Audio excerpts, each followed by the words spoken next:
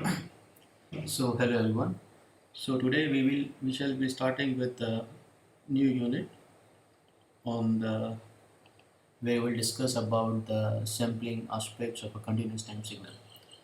So in the previous classes we have discussed several times that most of the real time or most of the signals which you see in real life are of the continuous time nature, and these discrete time signals arise in many ways, right? But mostly they occur as the sampled continuous time signal. So in the past we had seen several examples where you naturally get the discrete time signals, but if a continuous time signal is given to you, then in this unit we shall study how to discretize those signals and what are the various aspects in doing this discretization, right? So first of all, let's say we have this signal xn, which we are denoting as x of nt, for n minus infinity to infinity. So I have used the same brackets. This is a continuous time signal and this is a discrete time signal. Generally, we use these square brackets when we denote the discrete time signal, and we use these simple brackets to denote that the time is continuing.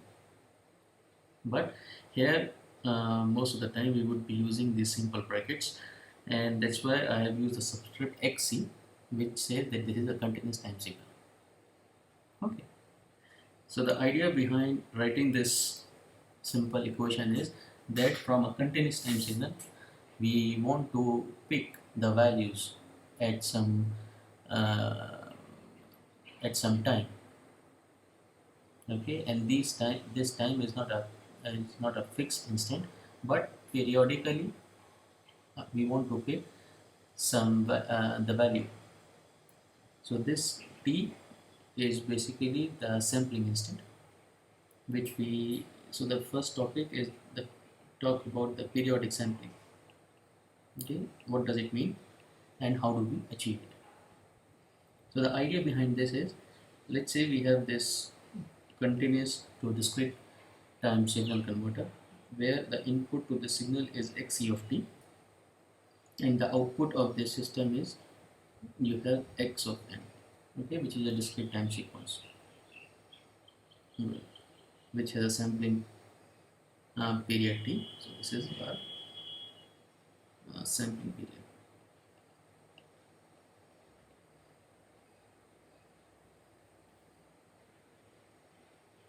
So at many places we will use uh, use this term as fs, which is 1 over t, in which we define as the sampling frequency.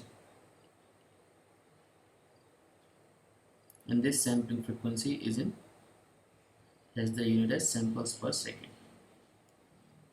Okay. We shall also use this omega s. We define this as 2 pi by t. This is also as the sampling frequency, but the unit is now changed to radian per second. Okay. So in the introduction of this course, you heard the term about the analog to digital converter.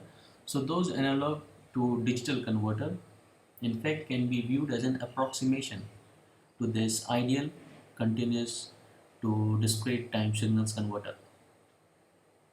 And in addition to this sampling rate, this t, there are several important considerations in the implementation, which includes the quantization of the output samples, the linearity of the quantization steps, the need of the sampling and hold circuits, which we also see very briefly in the introduction of this course, where we have used the zero order hold circuits, and finally the limitations on the sampling rate. So far we have not put any restrictions on this sampling period capital T. So the first question naturally arises that whether there are some conditions or some limitations on choosing this sampling rate whenever we are carrying out the continuous time to discrete time signals converter. Okay, but we will come on to that aspect in a while.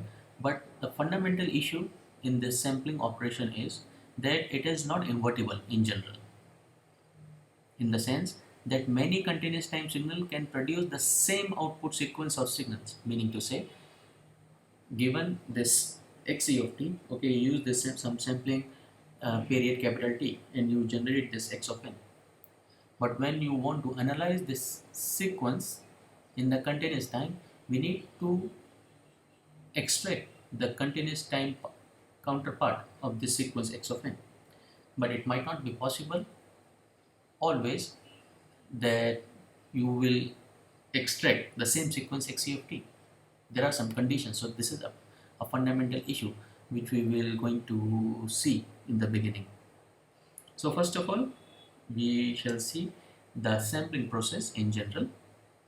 What are the different components associated in this block?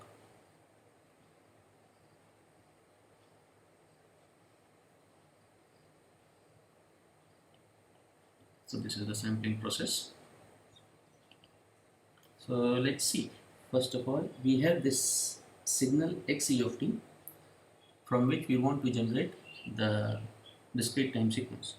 So we multiply this signal by another signal s of t, which yields another signal. Let's call it xe of xs of t, and this signal is given to a system which converts an impulse train to the discrete time sequence. So this is a conversion from impulse train, and this impulse train we get because our s of t is as an impulse train signal. We shall see soon, to discrete time sequence. Okay, which gives us x of n as xc of nt, and this whole part is your continuous to discrete time signal converter. Okay, and this is an ideal C to D converter, and note that this is not a representation of a physical circuit or a system. We have drawn this block diagram so that we can see the overall idea behind the mathematics we will going to see to generate this x of n, and later on we shall see that how we can use this ideal nature of this C to D converter to deal with more practical signals. Okay, so like I said that this s of t is a periodic impulse train. So this s of t is generally defined by the summation from minus infinity to infinity for an impulse signal which is shifted by nt samples.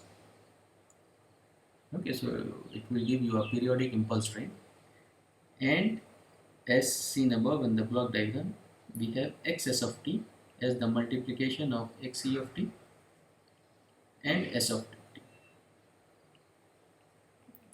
Let's substitute s of t here from the above, from minus infinity to infinity, delta of t minus capital T. Now since this summation is over for n minus infinity to infinity and we don't have n, so we can take this inside the summation block to write as in infinity xc of t times delta t minus nt. Okay, now recall one of the important properties of the impulse function, which we call the shifting property or the multiplication property of the impulse function, which says that if I multiply any signal x of t by an impulse signal x of delta of t, then it becomes equal to x of 0 del of t, and this is your shifting property of impulse.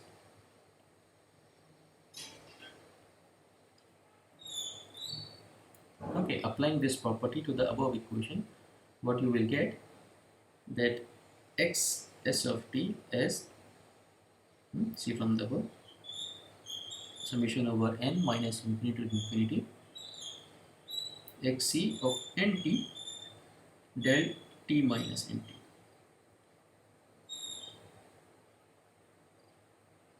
Okay. Now note that this xs of t is a continuous time signal. That is, this signal is 0 except at integer multiples of t, and your xn is indexed on the integer variable n, which is basically nothing but the time normalization. See one quick illustration of what has just happened in the above setup equation. Let's say I have some continuous time signal. Okay, and let's use the different color. This is your xc of t, and by multiplying with the periodic impulse train at every sampling time t instant, we get another signal. Let's label it 0, t, 2t, 3t, and so on, minus t, minus 3t, minus 3t, and so on. So at 0 instant we have this impulse.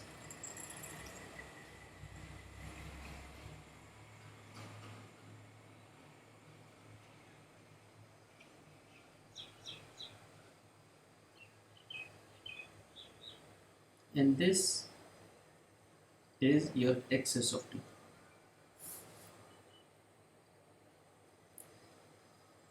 Okay. So here at every time instant t, you see some impulses with an envelope of the continuous time signal, and as depicted by the, or as implied by the above equation, x of n is indexed on the integer value of n. So it would be this one.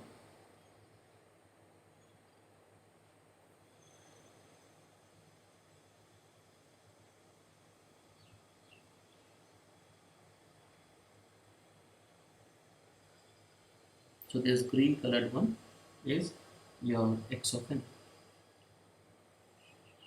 Okay. So this is the idea behind the above block diagram of the ideal C to D converter. Okay. Now let's try to dwell a bit into it by seeing the frequency domain representation of sampling.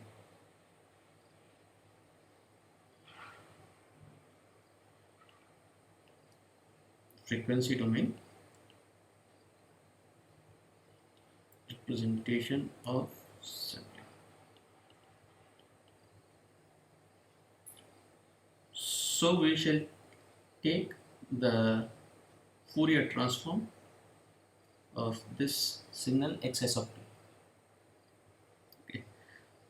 So first of all, let's write it. Xs of t is equal to xc of t multiplied by a periodic train of impulses.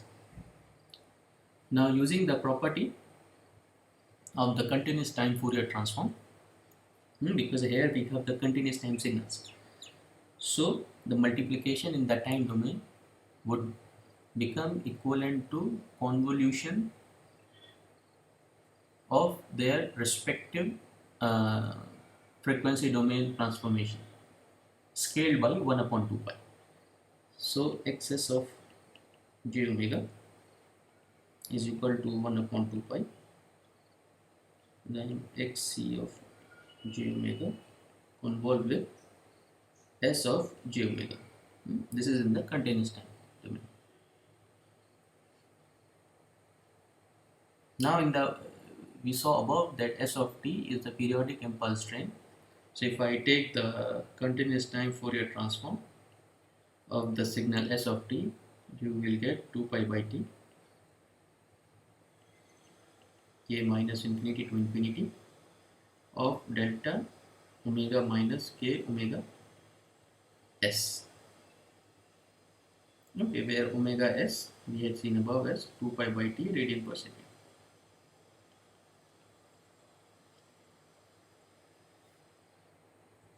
Okay, so now using the property, again we shall use the property of an impulse function, meaning to say that if I have any signal x, either in the continuous time or in the frequency domain, that's why I just put a bullet here, convolve with some delta function of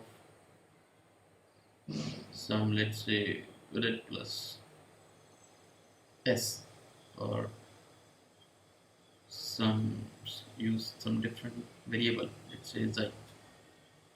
Okay, then it would be equal to your x plus y.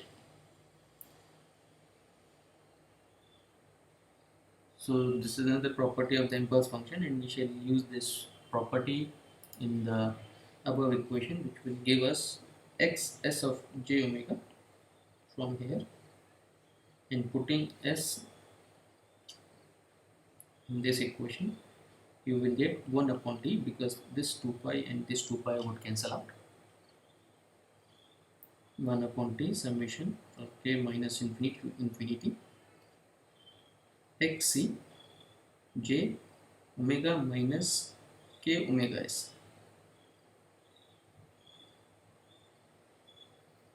Okay, now there are several important implications of this frequency domain representation. So first of all, what you see is that the Fourier transform of the signal xs of t consists of periodically repeated copies of xc j omega, which is nothing but the Fourier transform of the original continuous time signal. So excuse me, there was some interruption in the beginning, in between. So we were discussing about the implications of this frequency domain representation, what we have obtained here. So the first of all, that the Fourier transform of x of s consists of periodically repeated copies of xc, which is the Fourier transform of the original continuous time signal. Okay. Second, that these copies are shifted by integer multiples of the sampling frequency and then superimposed to produce the periodic Fourier transform of the impulse train of samples. Okay, so we shall see these two implications by considering some figures. So let's just see the, we are given with the band limited Fourier transform xc of j omega. By band limited, we mean that xc of j omega is 0, that xc of j omega is 0 for mod omega greater than equal to some mod omega n. Okay, so this is a band limited signal. Now onto this signal xc, and this is the s of j omega, the frequency domain representation of the periodic impulse train. So at this omega s, 2 omega s, 3 omega s, and similarly onto the left hand side, we have an impulse of area 2 pi by 2 t. Sorry. Okay. Now these two signal needs to be superimposed by that summation, which means that every omega s, by taking this thing and superimposing at every sampling frequency, at every omega integer multiples of omega s, we would have something like this.